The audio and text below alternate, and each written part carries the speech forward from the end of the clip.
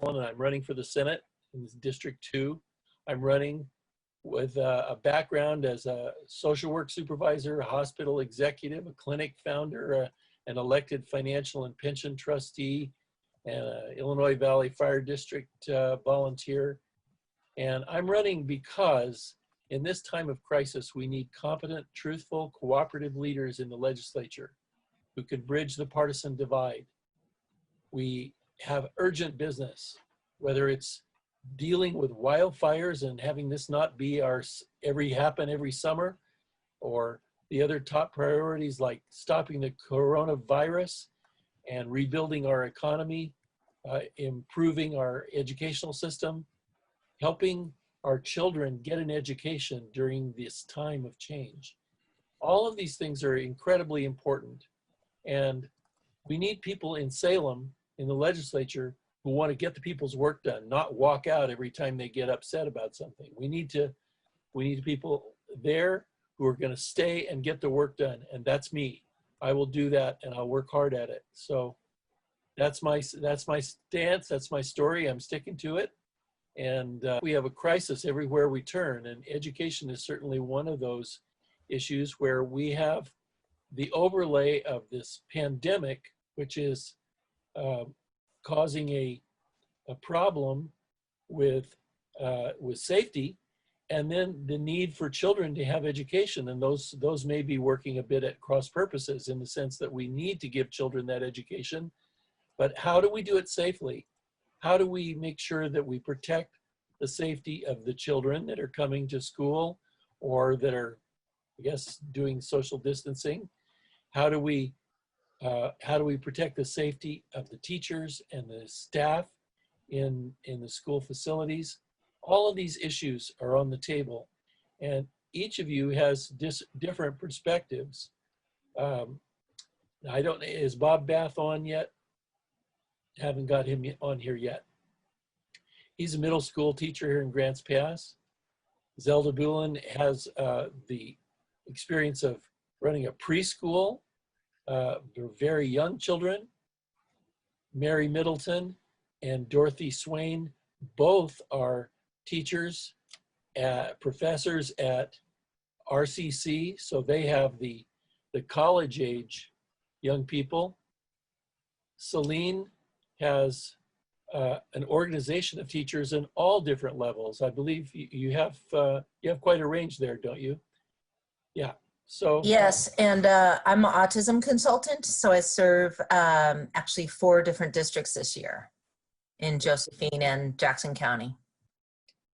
Okay, so that is also a crucial piece. How do we serve children with special needs?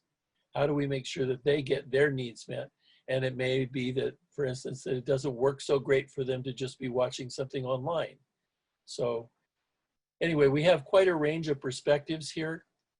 Who would like to go first here to talk about your perspectives on education? I serve, my districts this year are Butte Falls and Prospect, Medford, as well as Eagle Point. And so not only were we having to manage the coronavirus, but now we have the wildfires. And there are several districts that attempted to start this year that had to get evacuated. Like right now, Butte Falls is not yet in school. They are still at a level 3 and working back from the level 3 to allow people to come back into town. Prospect as well has been delayed, and there's been many families and children that have lost their homes, as well as in Eagle Point. One of my fellow teacher members that works for Phoenix Talent School District, they have lost about 40% of the families in their district have lost their homes and are homeless at this point. So these present even bigger issues, I think, than the coronavirus. So I would say that's just outside that overarching kind of collective experience of trauma.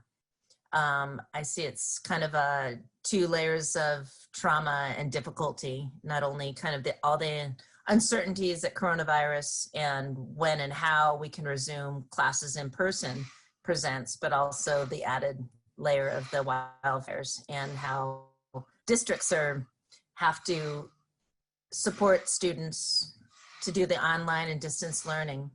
I guess what I've heard through the grapevine is Phoenix Talent is considering bringing the students back sooner than what the county regulations are calling for, just to provide a safety net for their students. They would do it small groups, stagnate the students, that stuff. And then their seniors needing to start school, they get enough hours in to satisfy the graduation requirement. They're gonna start the senior class first.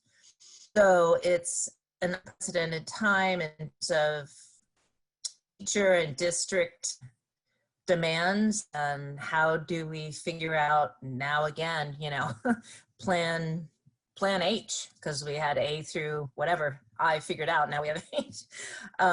So I don't know, Jerry, if I'm answering your question, but I think that it's a constant state of adjustment based on what has come down the pike. And I think that everybody's in a state of concern for how we can do this education well, and students lose mental learning platforms, and how to do that in a way where we reach those hard to reach students that are either at or have learning disabilities, those kind of things. Thank you. I was thinking as you were talking that the wildfire issue still continues on as a relevant issue for education, even after the fires are put out, because as you said, then you got all this homelessness or families who are completely upended, but all of their plans and all of the things that they're doing, maybe their jobs are messed up. And we also know, one of my professors was Stephen Porges, and a neurophysiologist, and he said that when people are under great stress, their IQ goes down about 25 points during that time. So we can expect, if that holds true, to see an awful lot of students and families maybe not at their best because they're very stressed out and they may have some readiness issues there. Yeah, and I think that, sorry, one other key piece that is starting to become, I guess, coming to the surface is that the school funding in Oregon relies on property taxes, business taxes for funding. And now in the towns of Phoenix and Talent, they've lost over, I don't know, I was counting the list, and there was 79 published businesses, and that didn't include any of the mobile parks. And there's other businesses that weren't even listed. So now we have a school funding issue unique to those two districts that doesn't represent the global other districts in our area. And so I think learning from the Paradise Fire and what happened there, there's some of our members that have some long-term legislative solutions so that those don't have to lay off teachers. They don't have to cut services, that kind of thing. So anyway, that's kind of the last little piece of the puzzle. Thank you for that. So any other panelists like to follow on with what Celine's been saying and add your piece in? I'll jump in a little bit. As you were talking, Celine, I was also thinking about the funding and how it's tied to FTEs and number of students in the buildings or in attendance, whether it's in the building or learning from home, learning remotely. That's going to be down because in those communities, right, people were relocated, right? So, and in times of stress, at the community college level, enrollment is down. It's down at RCC, and it's down across the state, actually. We've seen various numbers there, but all of that's tied to budget, all of that's tied to jobs, all of it affects the community in multiple ways. You started with talking about keeping students safe, and I'm really glad you invited Dorothy here, who teaches science. She's probably going to be teaching some face-to-face classes, so I want to hear her thoughts on that. But every school in the state, as you know, was required to come up with a plan for COVID-19 safety plan and a reopening that mostly was remote learning, but with the classes that are offered face-to-face, certain, protocols, cleaning protocols. What are the mask requirements? Oh, you're required to wear a mask. What is that mask? Listing all of those details. And in this room, we can have a maximum of this many students. And in this hallway, we can have a maximum of this many students. Like, all of those details had to be thoroughly looked at with every school building in the entire state. And we, COVID-19 is not gone, and it's not going to just disappear either. They are expecting a second wave, and so we have to be vigilant, and we have to keep health and safety as a top priority. And so, we have to follow just the minimum protocols of mask requirements, proper mask requirements, proper mask wearing, and have all of those. That's the questions that the teachers were talking about at the community college level. If I have to teach face-to-face, what's my number one concern? That's what we asked them this summer. And the number one concern was exposure to the coronavirus and whether or not maybe that would be brought home. So teachers are concerned, but we're also concerned about, being able to reach our students. Our students are opting to enroll at community college level, right? They're choosing to expand their education. And so we want to be there for them and provide that education. A lot of challenges ahead. The budget issues are not going to go away either, right? Funding was kept whole for this upcoming year, but the upcoming biennium, we expect to see a lot of tightening of the belt, so to speak. And we're going to have to get creative on where those funds come from. So. Mary, I have a follow-up question for you and for any of the other panelists as well, if you wish. There are families who, out of those families, children and teens and young adults come to school, and some of those families believe that the whole coronavirus is a hoax and that they shouldn't have to do anything, that it's a violation of their constitutional rights. So that seems like kind of a setup for conflict. I'm wondering if you, as educators, have talked together about that and how you're gonna,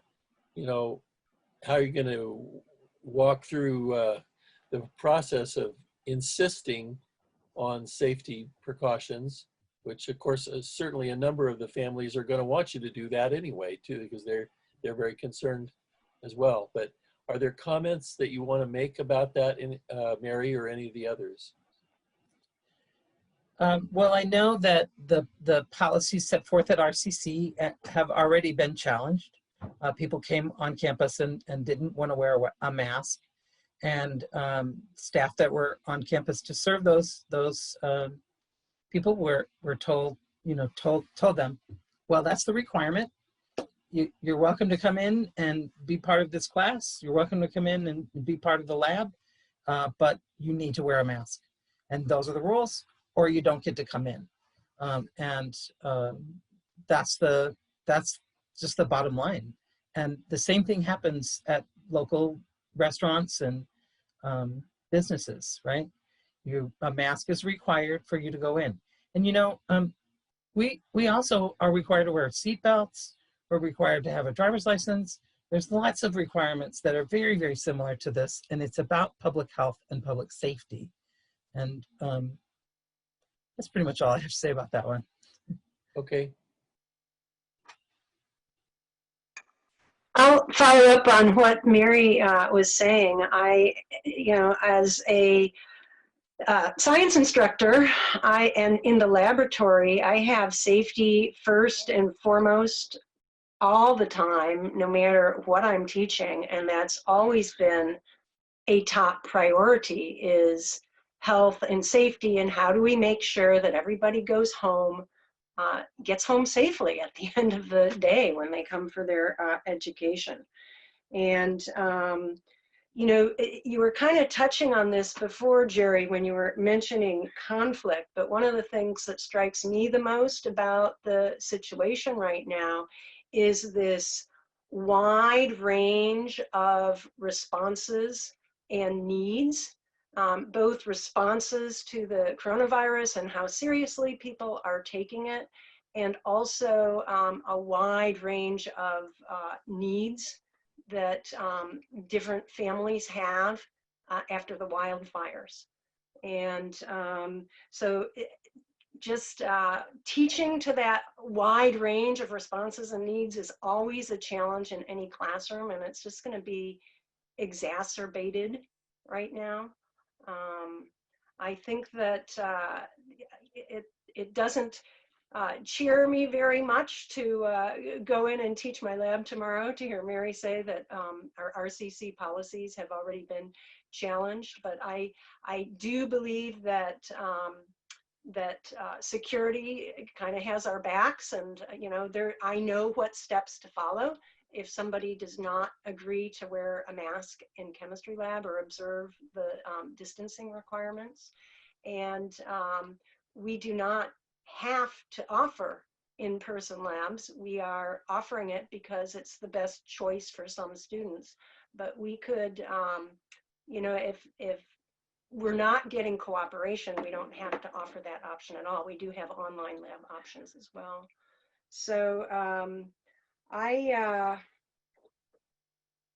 not sure what more I have to add on that. I'm so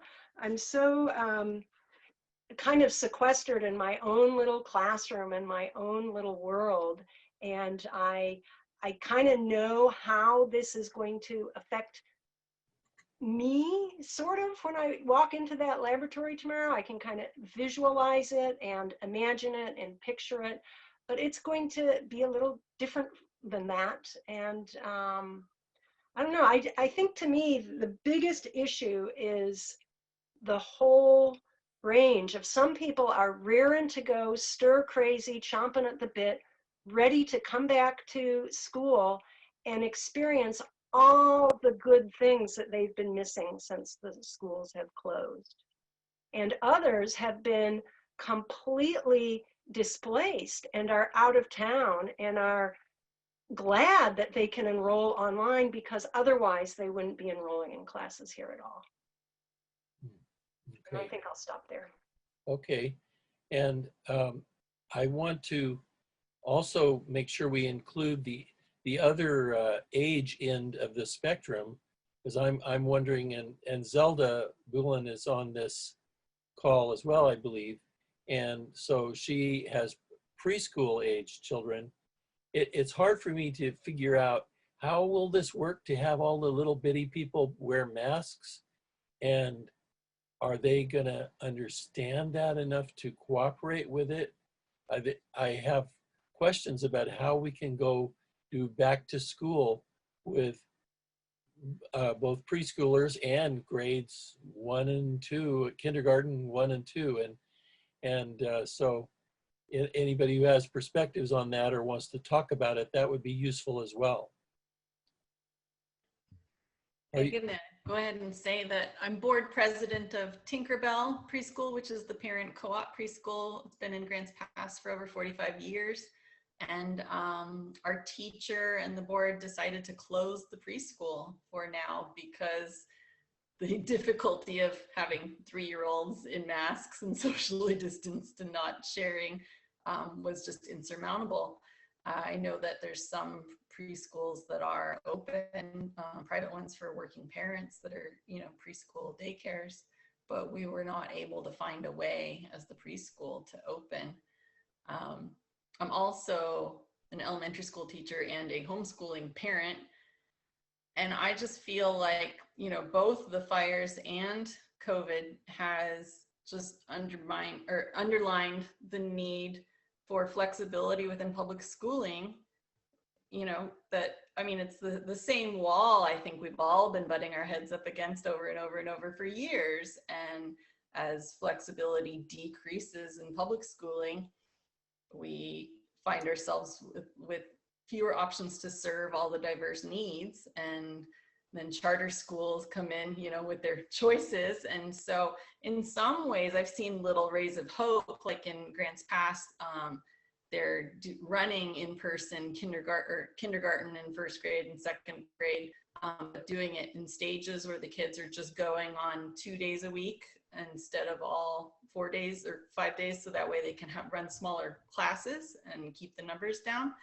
And, you know, I mean, it will be very interesting. It's hard to assess the levels of trauma that are going to affect outcomes, but it will also be interesting to have a chance to see outcomes in smaller classes, even if it's only 2 days a week versus 5 days a week. I think that, you know, for some kids, we're going to be able to show improved outcomes in those smaller classes. And so this is a time of necessary flexibility that hopefully we can find small areas of hope where we can do some research and learning in places that, you know, have been desperately needed to allow public schools more flexibility, perhaps, is my hope.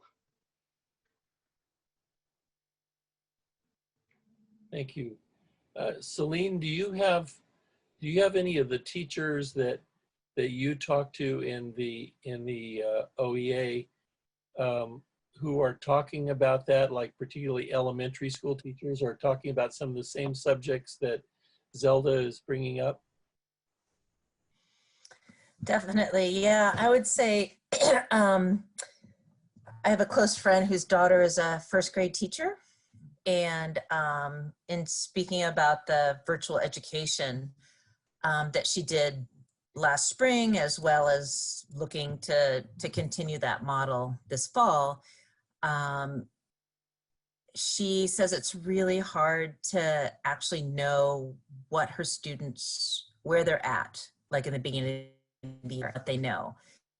Much of it, the parents, so the parents are supporting this, so it's almost like it's the parent work in the beginning of, and they also are not, you know, not the kind of kid have etiquette when it comes to working on a computer and really know how to interact, and they all want to interrupt all at once and off topic here and there. So it's really hard to have management with first graders when the primary learning objective of kindergarten and first grade is to really socialize the students to learn what school is about, learn what is required, how to sit in small groups, how to listen, how to speak up, how to complete your work, those kind of things. So those are some of the bigger challenges that I think that the early education years are really trying to deal with. And so I think the beauty of the hybrid model, like Zelda was talking about, is it would give a little bit of a balance to that,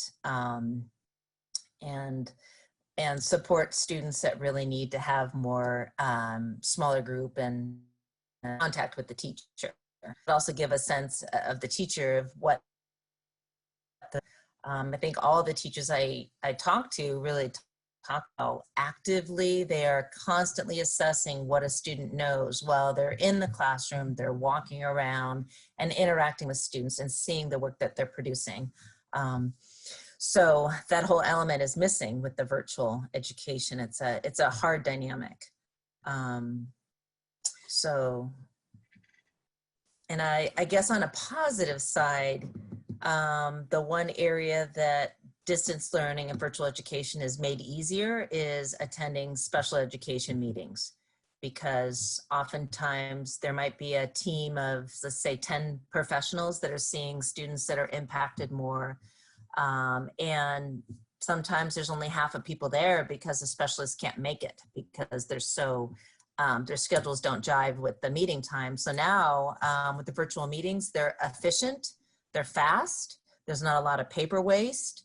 And I'm also finding that parents are doing a much better job of speaking up during the meeting. I don't think they're feeling as over with the whole kind of process that I think it's friendlier to parents to advocate for their students. So I think, we're finding some that maybe we needed to move towards before, that this is an opportunity to have some and continue those kinds of practices. Great, thank you. I just found that Bob Bath has joined us. He's a middle school teacher from Grants Pass. So welcome, Bob. And we're talking about all the different elements of the difficulties. A lot of it is difficulties, although some opportunities as well, in reintroducing the young people to education. And I wonder if you'd like to talk about any of your perspectives on that, Bob, about what are you seeing? I don't know if you are bringing youths back at the level of middle school or if you're still doing online. So maybe you could tell us about that and about what you're seeing. Well, one of the attractive things about education these days is that no 2 years and no 2 days are ever alike. This is year 31 for me. You're wondering, how can he be looking that incredibly young and still be having had 31 years in the profession? That was a joke. Okay, anyway, fell a little bit flat. But one of the things that we've always dealt with is we have a two-tiered system of education in this country. We have parents who are in the intelligentsia, if you will, and they've gotten in their kids' grill and said, you have one job today. It's to be the most amazing student that you can. And we have parents who look at education as, okay, at least they can babysit my kid so that I can work to put a roof over my head and food in my kid's belly. And that's unfortunate, because we all need to be looking at it as the great equalizer and something that moves our nation forward. This year is unique in that it's almost created well, I should go back to last year. Last year was an education is optional. We had a lot of kids opting out and parents opting out. They were all of a sudden thrust into the, how can I be earning a living and watching my kid to make sure they're hooking up online and getting the information. And so the reality is attendance was abysmal. And this year is unique in that we've adopted a lot more accountability in the platform. The governors pushed that very hard. So as a result, the numbers, just the strict numbers of, just like you in a Zoom conference right here, you can see that the kids are out there. And on one level, they are participating. They do know attendance is being taken and parents are going to get called and all that good stuff. The flip side of that is not all of them are participating at 100%. Not all of them, once again, have a parent who's going to make sure, lurk in on the conversations and so on from time to time, and make sure the kid isn't more occupied with the family pet or texting their friend or doing something in the background. And I know that because I am a science teacher that's interactive. Now, if you can all hear me right now, go ahead and give the thumbs up sign, please, in front of your camera. Okay, good. And if you would really like to unseat Donald Trump in this election cycle, can you give me the thumbs down that he's got to go? Absolutely. The orange stain, vote. And okay, great. So that's just typical participating, making sure the kids are participating with little verbal cues and so on, and that regulates the speed of my lessons. So that's one issue. But one thing that's really critical is when we do come back, and I'm hoping, great faith, that within the next 4 years of my career, we definitely will be coming back, because as a science teacher, everything's about hands-on. That's the best way for any kid, whether we're talking about my colleagues discussion about special ed students or regular ed students, they all need to learn hands-on. That's the best, live. The big deal is that we may need to have a dress code. There have been arbitrary and capricious dress codes in Texas. I don't like the length of your hair. And I'm not talking to you, Jerry. Your hair is great as it is. But my point is that this is one where our dress code may determine whether somebody lives or dies, or maybe they have a bunch of long-term chronic illnesses. And so I do think the governor's on the right track. I think we need to be, as we come back, very, very clear about, if you don't want to mask up, you lose your right to the education that the Constitution affords you. You will need to do distance learning. There will be no turning back. You cannot do face-to-face. And at least at the middle school level, middle school kids are social beasts. They will want to do whatever they can to socialize with their peers when the time comes. So those are my thoughts. Two-tiered track on education. We need every parent to realize the importance of education as a great equalizer, and to get in their kids' grill. The high-income parents recognize that already. Lower-income parents will need to come to appreciate that. And so that's why jobs are such an important job for any legislator at the state level, because through that education, that they will recognize that how important that is. And then the other thing is very, very specific dress codes and a comfort level. School districts are afraid to get sued. And if we know that it's not an arbitrary and capricious dress code, it is a very specific one for a finite time, needs to happen. And with that, I'll turn it back to you. Thank you, Bob. Sure. I'm going to throw in one piece myself that it comes from my long career as a supervisor of social workers at Children's Protective Services.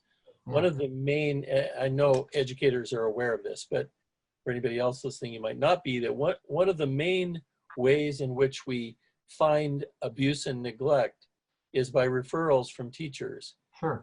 All teachers, of course, are mandated reporters and Yep. are required to report if they see something that gives them a reasonable suspicion of abuse or neglect. Yep. But how does this all happen when everybody is doing online learning? Well, the answer is it doesn't happen as much. It's not as robust a case finding situation. And sure enough, the literature that I've been reading in the news about it is suggesting that we are seeing an undercount, a very significant undercount of cases of abuse and neglect. And that is not thought to be that we're getting an undercount because there's less of it happening. That's not the thinking. The thinking among the folks I talk to, among the Child Welfare League of America and all the different groups, is that no, we're missing cases. And so that's very troubling. And it's probably troubling to a lot of teachers too, to wonder, well, what's happening with this child who I had last year, and now I can't kind of keep an eye on them the way that I did before. So Right. if anybody wants to add anything about that, you're welcome to. Could I do one more, and then I promise I'll keep it short. I was a facilitator in an LGBTQ club last year, working with our librarian, and it was fantastic because we had, on the average week, we met on a weekly basis, and about 10 kids would show up. And it was a vital service.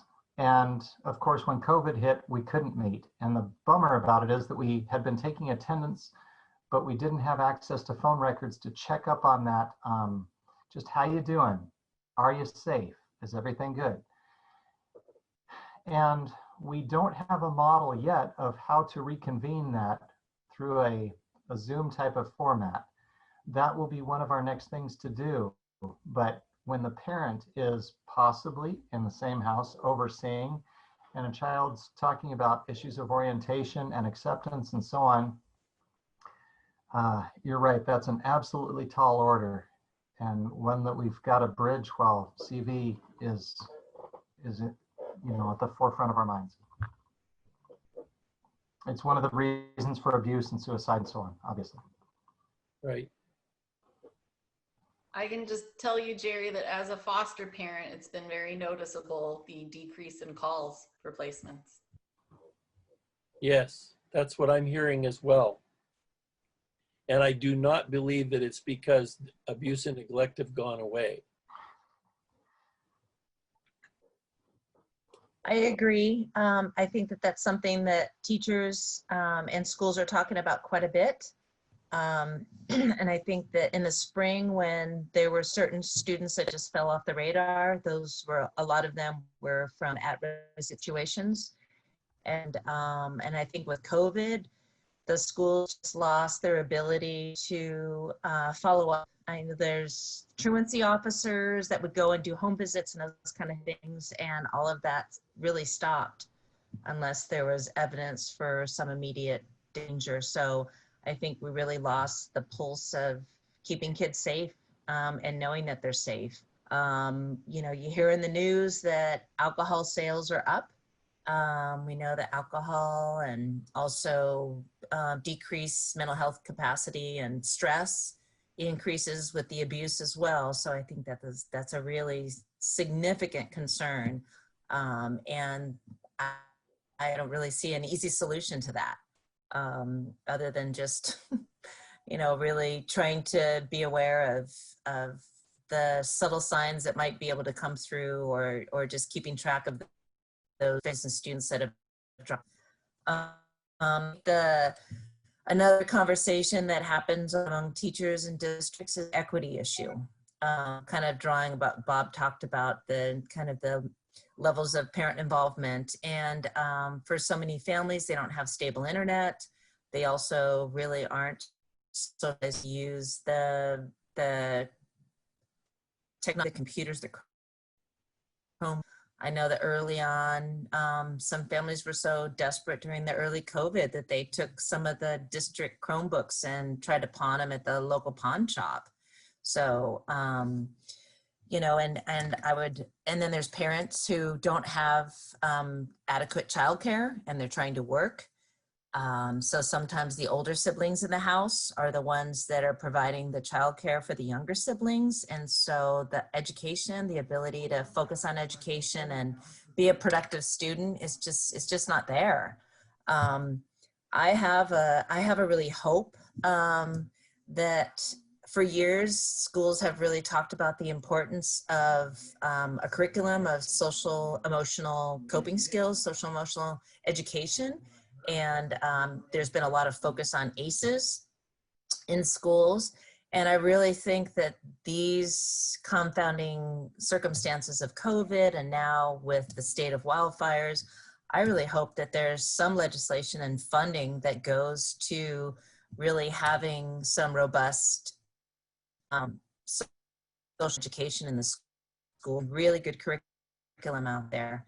And if we could help our students with the social emotional coping skills, their ability to handle trauma, because now we have global trauma. So many other students that didn't have a whole biography of ACEs now are traumatized. And we need to pay attention to that because research shows students aren't ready to learn. They're ready to focus. And if they're dealing with trauma, they're not ready to focus. So anyway, just some more. There was student investment accounts, a major tax increase passed in the last legislative session, or the last major one, not the minor, but anyway, we used a significant amount of funds on that to do behavioral intervention specialists. And on the one level, that's fantastic.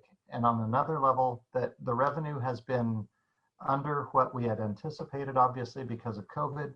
And then the other thing is, as was previously discussed, how to identify the kids who really need that intervention, especially when they're not logging on in the first place. I'm going to just mention another social work dimension of this as well, which is that ideally, like the team of social workers that I used to lead when I was still doing that, you have all of these interactions with teachers, and you go to these regular sessions where you talk about the kids that are having the most trouble, and then there's a lot of positive interventions that can happen where particularly with the lower income families who may be homeless or have some drug history, there's a way for social workers to get involved there to try to help those families stabilize, to find the services that they need. And then the children are the beneficiaries of that as well. And so some of that linkages, I guess I'm talking about, some of the linkages that have existed in the past are frayed because maybe we haven't figured out how to build that back. And I think even during this time of things being all torn up with the distance learning and coronavirus situation, we still need to reestablish those linkages, whether it's an intervention specialist or somebody who's going to help a troubled single mom figure out how she's going to get by and help her stabilize her children. There are plenty of poor people who want to do the right thing and want to take good care of their kids. They are not all drug infected. No, those stereotypes are just utterly wrong. Sure, there's problem families, but we need to be able to somehow reach across all of these difficulties that we're having to give meaningful support. And I'm hoping that in each school district, there will be discussions with some folks from DHS to talk about how social workers can help. So that's sort of my 2 cents on that. Who else would like to either ask a question or talk about another aspect or deepen our discussion on some of the existing issues we've been talking about? I'd like to add in a minor thing as we were talking about, the ability to have oversight of kids for abuse and neglect and things, through schools is, I don't know what the numbers look like from the district sides, but from a homeschooling parent perspective, homeschooling is booming right now. And there's a lot of families that are going straight private or to online charters instead of their traditional school. And there is virtually no oversight of homeschooled kids. They're supposed to take a test every couple of years. I think it's 3rd, 5th, and 8th grade. A lot of them don't. And so if the homeschooling continues to grow with this as kind of a, throwing gas on the fire acceleration here, it's a smaller niche issue, but I believe it's one that still needs attention. There's a philosophical piece, and I'm not against homeschooling, or I know my opponent believes, has said in the past that we should abolish the school system and go entirely to homeschooling. And, when I talk to families about that, they say, well, how in the world am I supposed to ever hope to have a job again where I go to work? It's a complex matter. I'm not going to go off into Art Robinson here, but one of the, tempted as I am, but one of the philosophical pieces that I am concerned about is how do we have children have enough contact with people who are maybe look different from them or have a different kind of background so that we combat and help address the issue of racism and bigotry in our society, because that melting pot, or the great connection process, is something that we've relied upon in our public schools as being a place where children rub elbows with.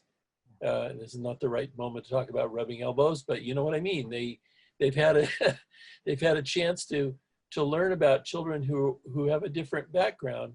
And we have a large percentage, I don't have the numbers right in front of me, but a large percentage of the children who are being educated in Oregon right now are children of color. And so you know, I'm just throwing that in there, that's a concern, and we're probably going to have to figure out how do we address that across all of these differences of the spectrum of what kinds of education children are having. So I'd like to take a poke at a couple things there that you brought up. The first is in reference to homeschooling and online education in general and so on. The Oregon Connections Academy, also known as ORCA, has about a 30% graduation rate. The fact is, at least middle school students are social beasts. And when they're interacting with a computer and they need to pass a very dry curriculum, packetized software interaction, it's just not the same as having some, for example, in a science class, some horse fossils from the John Day fossil beds and interacting with students who are saying, no, definitely the eye socket is in this molar, it belongs in this rock layer, and so on. That discourse that just gives me goosebumps and keeps me coming back year after year. So my wife, believe it or not, despite us both being very, very left-wing, teaches at a private school. Long discussion as to why, but their numbers have gone up, admittedly, through COVID and so on, partly because they can keep their cohorts down, and because of low numbers of cohorts, small student body size, the kids are not in front of a computer. They're socially interacting with each other, at least until the next outbreak occurs or whatever. At least until as long as our numbers stay down and so on. So yes, we recognize that we're under that type of competition, and we've always been under that competition. But because of that social beastiness, the kids will never, no matter how thrilling the software is, it's not going to be Minecraft as far as education goes and learning language arts or science on it. In reference to racism and skin color, and I wish I could talk about my favorite lesson about pheomelanin and eumelanin and genetics and so on. I see our major issues as being primarily income related and not skin color related. And I'm going to be very careful in what I say here, because that's not all of Oregon. That's the Rogue Valley. I would love it if the majority of my colleagues had a diversity in skin color, so that the few students we have who have African American ancestry could see that person and recognize, hey, that's just like me. I may have a future in education. The reality is, during a period of low unemployment, and I know that sounds bizarre with COVID, but if you look at where the amount of people with education credentials, for example, who are qualified to work in our schools, our administrative staff works tooth and nail to try and make for a diverse workforce. And in the Rogue Valley, it's just not as easy as it is, say, for example, in Multnomah County or in Eugene or even in Ashland. So even though it's an admirable goal to have, when the rubber meets the road, it's a very, very difficult one to achieve. I do want to second one thing that you're saying there, Bob, which is that one, I've found over a long period of time of working on cultural sensitivity training programs and doing all kinds of things like that, that one of the issues that is the least talked about and least addressed is class, and the degree to which poor people are have a different life, often have a different life experience than middle-class people. Yeah. And that difference is not well recognized in social services. Yeah. It's often not well recognized elsewhere. And it may be exacerbated by what we're going through right now, because a lot of the poor families went from poor and stressed to absolutely flat out destitute. And I also worry that a lot of them are going to lose out on the housing market, because there's a lot more people needing apartments and rentals, and those are going to be bid up. They are being bid up right now, and poor people are going to lose out on that. So that's another stressor that's going to exist for the children and all the youths who are trying to go to school. Georgia had a question here. Georgia Moulton asked a question that was about this issue of how we fund schools, because the schools are funded on property taxes. Is there a better way to fund schools instead of leaning so much on property taxes?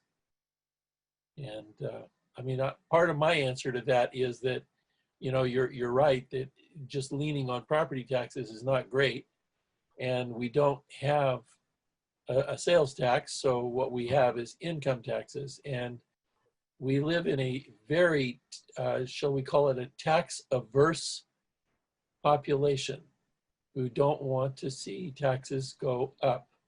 So you've all probably heard me talk a lot about infrastructure bonds and how we can build Oregon back better. And that's one of the things that I think we need to look at, is how we fund some of the rebuilding that we need to do. And I don't even know if the school districts have the money to build all the physical little barriers and all the different kinds of things that you might need in order to put things back together. Jerry, I'd really like to speak to that for a quick second.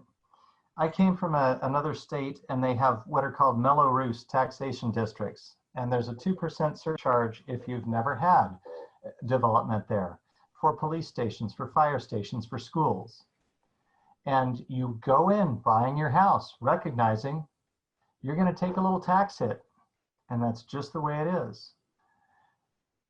There's nothing like that in Oregon. And I didn't recognize that when I moved here 21 years ago. But at the same time, I would like to share a bright spot. North and South Middle School have now had 3 bond levies attempted, and all 3 have failed. One was a refinancing of a high school bond levy to stretch out what we'd like to do at the middle schools. The schools were both built in the 1960s. They were a case in point of how to build on the cheap, how to, 1957 era boilers, no air condition, no carpeting, single pane windows. I could go on. But I'd like to celebrate, because when the recent, again, tax increase hit, up to 1/3 of our funds can be used for construction. What does that mean for Grants Pass District 7? It meant that we could build 4 classrooms that are brand spanking new, state of the art, where we're overcrowded. We're over-enrolled by 150 students at North, and I think it's about 75 to 100 at South. That was a step in the right direction. And, you know, hey, it's not a ton, it's not a rebuild, it's not energy efficiency, it's not safe to a dangerous intruder, as it would be if we rebuilt the whole school. But the fact is, if we can go 4 classrooms per year, oh dear heavens, that's a bit of a game changer for us. The kind of bonds that a lot of people are familiar with are ones where they get put on the ballot, and it's a bond to do some various project. We can do something a little bit better than that at the state level, and I need to talk with Tobias Reed, about the state treasurer, about it, and learn more about how we do that here in Oregon. But I have a good bit of experience in infrastructure bonds, and I believe that we do need to diversify our revenue stream, and there are ways to do it. I want to say a couple of things about the budget, and it impacts education, which is that, you know, as someone, maybe Bob, you were the one that said it, I don't know, that we were sort of, we escaped, we dodged a bullet this year because education was funded through shifting some monies, and Oregon had a surplus and used it. But next year, we don't have that. So this election right now is an absolutely crucial watershed moment, certainly at the national level, but here at the state level, in our legislature, in both the House, where Mary is running, and in the Senate, where I'm running. This is an absolutely pivotal year. Because if we don't get federal help next year, now, nominee Biden has said that he will help. Mr. Trump has said he won't. So if we don't get a large amount of federal help for balancing the state budgets, and this is not just true of Oregon, it's true all over the place, red and blue states, next year will be a very ugly, difficult budgetary year for our legislature. And many cherished programs will be at risk. That includes education. It includes the Oregon Health Plan. It includes many of the things that are the kinds of improvements that we desperately need to make. And all of our work to address climate change issues and build Oregon back greener, that will all be at risk if we do not get 2 more seats in the Senate and 1 more in the House. We must do that. That's why this election is so absolutely critical, because we have to move forward, and we can't move forward if some of the legislators can stop it all by just walking over the state line. So I'm just throwing that in there. That's going to impact education big time. I don't know if any of you have comments or questions about that, or just some other issues. We have a few more minutes, so we can. I haven't checked the chat button here to see if we have. I was just gonna add, I also think that, you know, we really have to watch what happens in November, and we need as many progressive candidates as we can get in statewide office, because it just right now it looks really bad. We will not be able to balance the budget. All funding is down across the state, and it's going to be really, really hard. And so we need people in there who will fight for rural communities, first of all, right? And then people who will fight for these programs that are so important: education, access to education, Oregon Health Plan. As many as 30% of the residents in my district are covered by Oregon Health Plan.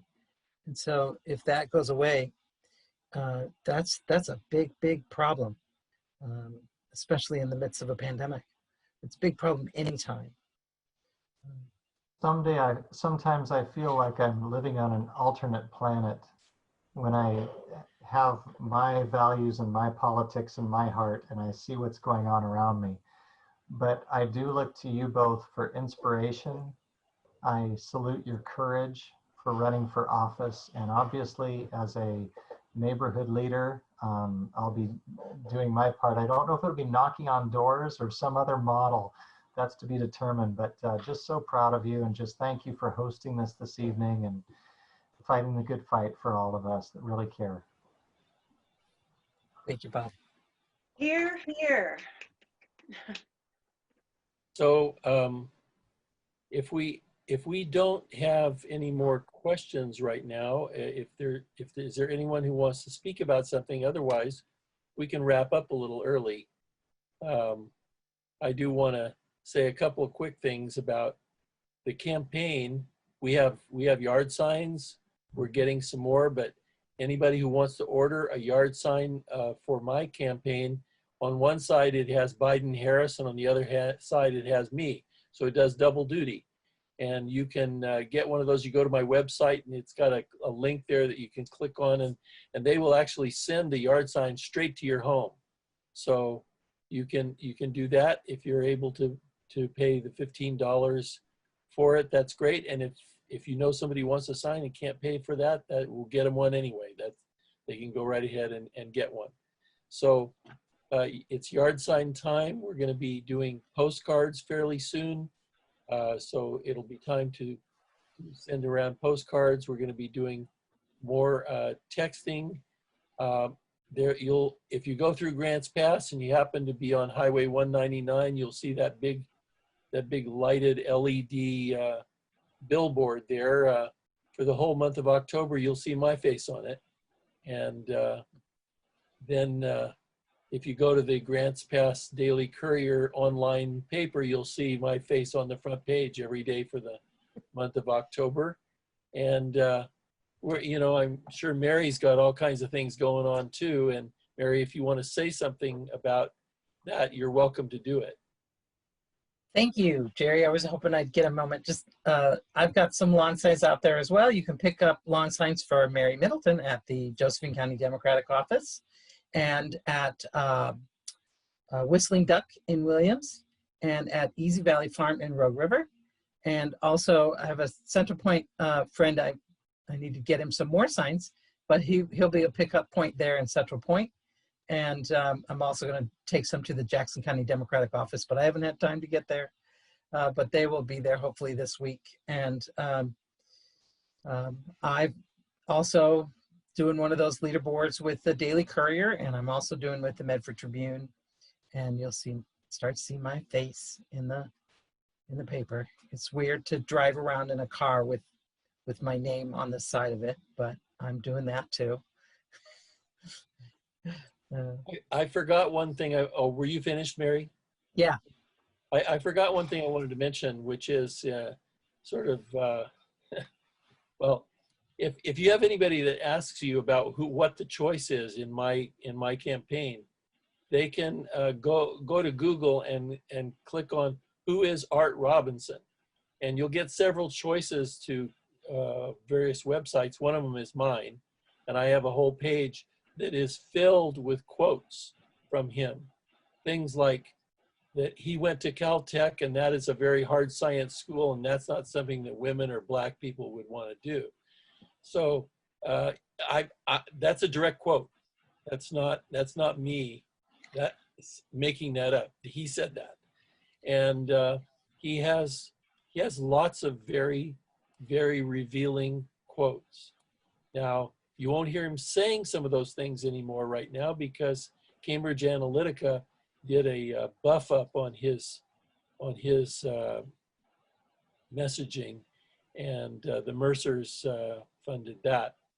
So they've helped him to quit talking about some of those things, but it's all there. Courtesy of Pete DeFazio, all of that material's out there, so you can look it up, and it gives people a very stark choice. And one of the things that I like to say to folks is, we got a lot of work to do in Salem, and getting the services and the needs of rural Southern Oregon met is going to be a critical thing. And do you want somebody who can sit down at that table and be welcome to be part of the dialogue, or somebody who's just going to be standing there yelling and screaming at them? It's our choice. What do we want? I aim to be a cooperative legislator. So I'm just feeding that information out there in case you have anybody you want to talk to, because I've convinced a few Republicans to vote for me because of some of that material. So any last words, anybody? Jerry, I have a question for you. You gave an excellent interview on KAJO about a week ago, and I was wondering if there is a recording of that available on your website. Is that something that I can direct people to? There is a recording of it. Jerry Ventura, do you know if that's up on the website yet? I don't know if that's something that Spinney would have done. So Right. I don't know if he got that up or not yet, but it will be up eventually on the website, Dorothy. So definitely send them that way, and it should show up under the events page. I think that's where he's putting that information. I just also wanted to add to Jerry's commentary about the campaign. Definitely we need more signs for Jerry out in the public. And so they are available at the Josephine County Democrats office, and I'm getting ready to order some for the Jackson County Democrat office also. We do ask for a donation, but anybody that wants a sign can have one. It's all about getting his name out there because so many people don't even know he's running still, especially in Jackson County because we haven't had a whole lot of exposure back there or down there. And then also Jerry, gonna be- excuse me, Uh-huh. will you just remind us where the Democratic offices are, where we will find them?